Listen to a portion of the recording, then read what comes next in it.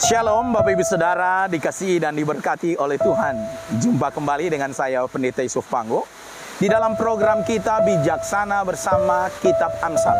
Amsal hari ini dikhususkan bagi Anda yang menjadi orang tua, yang di mana di dalam pernikahanmu Tuhan berikan anak, memberikan keturunan, maka ada tanggung jawab ya untuk engkau memperhatikan anak-anakmu. Amsal 20 ayat yang ke-11 firman Tuhan berkata, anak-anak pun sudah dapat dikenal daripada perbuatannya, apakah bersih dan jujur kelakuannya.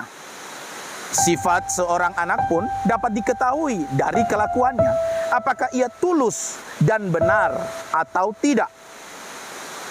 Bahkan anak-anak pun menunjukkan bahwa mereka seperti yang dilakukannya. Orang dapat melihat apakah perbuatannya murni dan benar. Bapak Ibu Saudara dikasihi dan diberkati oleh Tuhan. Sesungguhnya dari semua yang kita miliki hari ini, aset-aset, rumah, mobil, mungkin kita punya saham ya, aset bergerak dan tidak bergerak. Kita punya harta kekayaan yang berlimpah, tidak ada yang salah. Tapi ketahuilah di balik itu semua firman Tuhan berkata bahwa anak itu adalah pusaka Allah. Harta yang paling berharga di dalam sebuah rumah tangga adalah anak. Anak itu adalah anugerah, buah dari kandungan yang diberkati oleh Tuhan. Dan anak itu merupakan pusaka Tuhan yang harus kita pertanggungjawabkan ya.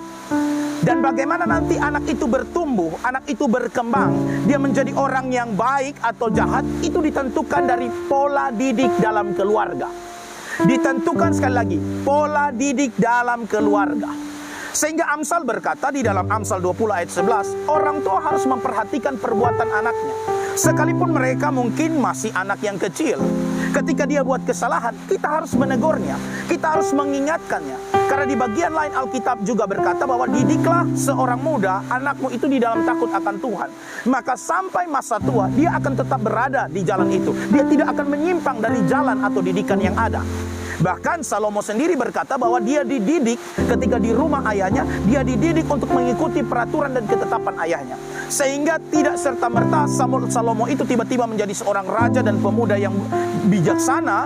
Ketika dia mendapatkan mimpi dari Tuhan, Tuhan berkata kepada dia apa yang mau dia minta hikmat. Itu bukan karena tiba-tiba Bapak Ibu Saudara, tetapi proses pendidikan di dalam keluarga. Sehingga Salomo memilih sesuatu yang jauh lebih penting dari sekedar jabatan, kedudukan, nyawa-nyawa musuhnya, harta benda dan kekayaan. Salomo meminta hikmat daripada Tuhan, hasil didikan daripada orang tuanya. Makanya ada seorang yang memberikan suatu pernyataan. Dia katakan demikian, kalau Anda mau tahu kehidupan satu keluarga, engkau ingin tahu bagaimana kehidupan keluarga tersebut, lihatlah dari kehidupan anak-anaknya. Anak-anaknya itu terdidik atau tidak, itu akan menunjukkan gambaran dari keluarga tersebut. Nah, hari ini melalui Amsal memberikan peringatan, memberikan tanggung jawab kepada saya dan Bapak Ibu Saudara yang dalam pernikahannya Tuhan anugerahkan anak. Mari ketika mereka masih kecil, lebih baik kita berlelah-lelah menanamkan firman Tuhan, ajarkan firman Tuhan, takut Tuhan kepada anak-anak kita, sehingga ketika di hari tua nanti, ketika kita sudah tua, anak-anak kita itu mendatangkan damai sejahtera dan bukan mendatangkan malapetaka bagi kita. Di dalam Amsal 20 ayat 11 jelas berkata, anak-anak pun sudah dapat dikenal dari perbuatannya, apakah bersih dan jujur kelakuannya. Sifat seorang anak pun dapat diketahui dari kelakuannya, apakah ia tulus dan benar atau tidak.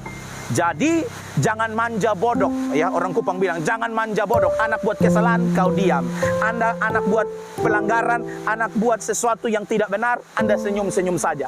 Perhatikanlah, engkau sedang menabur badai di dalam kehidupanmu di hari tua nanti. Alkitab bilang, mari didik anakmu di dalam takut akan Tuhan, lihat kelakuannya tulus dan benar atau tidak. Karena dari kelakuan atau perbuatannya kita dapat mengetahui sifat anak kita, sehingga kita mendidik mereka di dalam takut akan Tuhan, di dalam jalan kebenaran.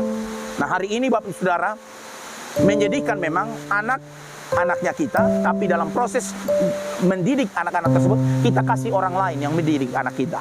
Kita orang tua tidak pernah ajak dia berdoa saat teduh, renungkan firman.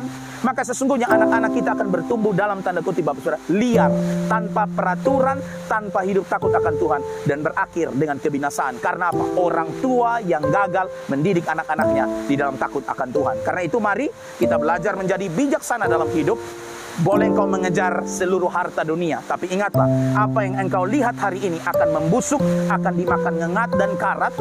Tetapi ketika benih warisan iman yang kau tanamkan kepada anak-anakmu akan kekal dan menjadi berkat dalam kehidupan anak-anakmu, dan anak-anakmu pada akhirnya menjadi berkat. Seperti kesaksian Raja Daud, dahulu aku muda telah menjadi tua, namun tidak pernah aku melihat orang benar, orang yang takut akan Tuhan, ajar anak-anaknya hidup di dalam persekutuan dengan Tuhan. Orang benar, ya, tidak ditinggalkan Tuhan atau anak cucunya menjadi peminta-minta. Justru orang benar itu akan memberi pinjaman dan kehidupannya akan menjadi berkat. Anak cucunya menjadi berkat. Nama Tuhan dipuji dan dipermuliakan. Kiranya renungan ini boleh memberkati kita semua dan kita lebih bijaksana memahami tanggung jawab di dalam mendidik anak-anak kita. Tuhan Yesus memberkati kita semua. Shalom.